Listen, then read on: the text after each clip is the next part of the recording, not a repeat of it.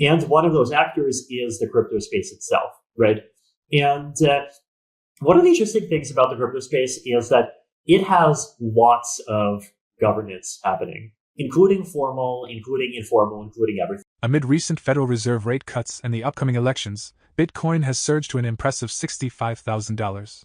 In a discussion between Sina Habibian and Vitalik Buterin, they explore the intersection of political ideologies and cryptocurrencies, the evolution of financial systems driven by blockchain technology, and the impact of decentralization on global economic structures.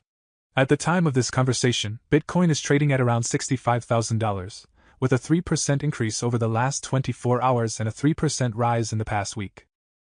Before we continue with the rest of the video, do check out daily 5-minute crypto newsletter with all the latest crypto and Bitcoin news. It's a fantastic analysis of on-chain crypto data and breakdowns, and the best part is it's absolutely free. They'll cover expert predictions, breakdowns of on-chain crypto data, and any breaking news you need to know, all in a nutshell. Click the first link in the description and enter your email to join over 50,000 others in becoming a better crypto investor right now. I recently made this post where I reviewed the two books on the block size war, right? There was Jonathan Beer's The Block Size War, and then Roger Ver's Hijacking Bitcoin. And I think one of the reasons I care about this, right, is because they might be some of the very earliest real books of post-internet history. And what I mean by the word real here is history is at its most real when you have these deep conflicts that feel existential to their participants, right? And people don't get animated and excited by the history of changes in grain prices between 1868 and 1892, right? It's the big stuff.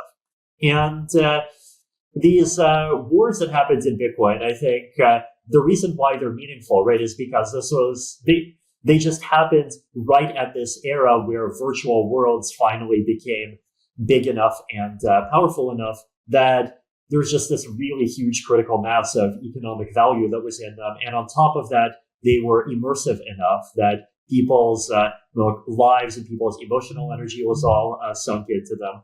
And all of these things were kind of true in the 2000s. If you think about Second Life and World of Warcraft and EVE Online. And I remember reading articles about $25,000 ships that got blown up. And that was a really big deal, right?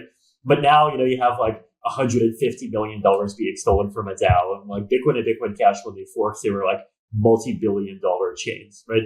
And the reason why I care about this is that I think when you start to read books of internet history, and then you start to compare that with the knowledge that we have about regular, the history that we learned in school, and what are the real human universals, right?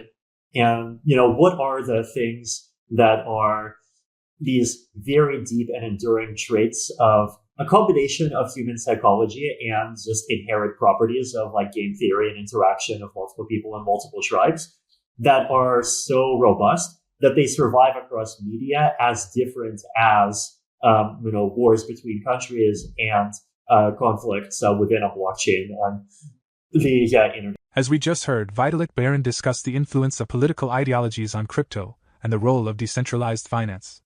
Now, let's dive deeper as he explores how blockchain can reshape governance and the future of financial systems in a rapidly evolving world. This section offers more insights into the role of Web3 technology in creating new economic structures that can resist traditional government interference. Let's hear what Vitalik Buterin has to say next. And I think there's things that you can find, right? Even patterns such as, for example, how Bitcoin people, would accuse Ethereum people of intervening in this civil war and supporting the side of Bitcoin Cash, which a lot of Ethereum people, did, because a lot of the reason why people went to Ethereum is because they believed in blockchains that technologically progress more, right? And then you compare that to conflicts between countries where it's pretty common to accuse whoever your opponent is of foreign interference and supporting some local rebel movement that you don't like, right? And of course, the psychological reason why you do this is because if the frame is just, your government versus the rebel movements, then it looks like you're the Goliath liking the David.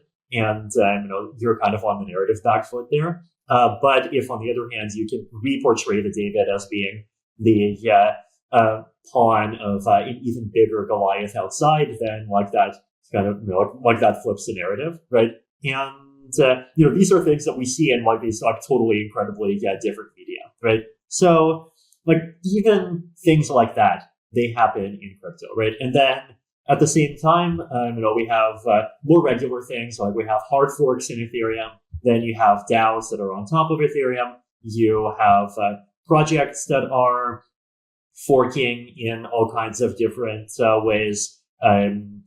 You have projects that are competing with each other, projects that are cooperating. There's all kinds of these like very rich and very complicated relationships. And I think a lot of the political philosophy has a lot of very meaningful things to say about those kinds of topics. So that's the crypto part of the answer, right? Which is basically that I think, social and political ideals are what got a lot of us into crypto. And at the same time, I think like those ideas and newer versions of them have a lot to teach us in terms of how this space and things in this space should keep moving. But maybe, we'll pause here before getting into big picture stuff. This is a really interesting period in history because there's a lot of old things that are falling away, and there's a lot of new things that are coming in at the same time. So one of them is, of course, the rate of AI progress, right? Because, there are people who seriously believe that we are literally on 4-year timelines away from superintelligence. I personally, think that that's probably false, but, there definitely are people who seriously, think this way. And if that's true, then like everything goes out the window, right? And like, I feel like I've always sort of known this in the back of my head. Like I remember, being in high school and, during the daytime, I would go into a geography class and they'd be telling me about demographic projections and, what's going to happen in China in the 2090s and, the need to have certain family planning policies or not. Then, the evening I'll be reading Ray Kurzweil talking about the singularity being imminent.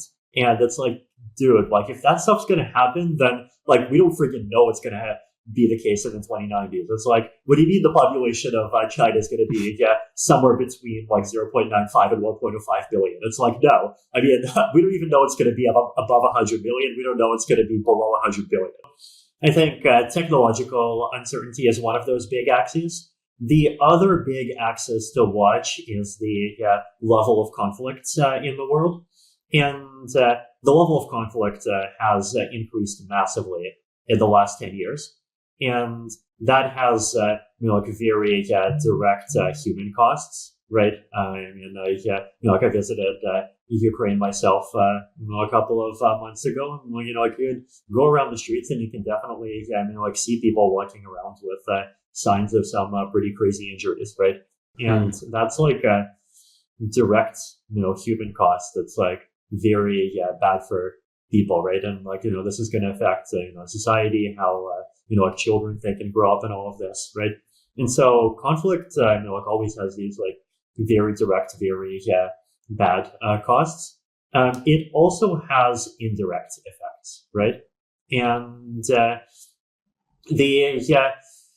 one example of this is that one of the ways that I think about like Silicon Valley ideology in about, let's say around 2010 is that I think people then like basically thought that they were creating the kind of stuff that we think we're creating when we're creating decentralized software, except they and the users and like basically the world assumed that all of these, control-related properties don't really matter, and the reason basically is because the world was at peace, right? And the world was like at peace in multiple meta levels, right? Like the U.S. and China had very good relations compared to today, but also Like, for example, you did not have major venture capital funds just explicitly labeling like large portions of American elite society as the enemy, and on the flip side, you did not have large chunks of American elite society openly calling for censorship, and so no one was like, the extent to which people were trying to exert power over each other, both on the physical level and on the virtual, was much lower. And I think this is also a big part of why Silicon Valley was able to scale so successfully, right? Which is basically that the whole issue of power and control was in the background, and so people did not really mind that all of this American technology was just taking over worldwide. Vitalik Buterin touched on key themes such as how decentralization can safeguard against centralized powers and why blockchain could be the key to a more transparent and inclusive global economy. We'd love to hear your thoughts on a few questions. Do you believe decentralization is the future of global finance? How do you think blockchain technology can improve current political systems? For more Daily Dose Crypto news, check out these 2 awesome videos on your screen. Click now and we will see you on the next video.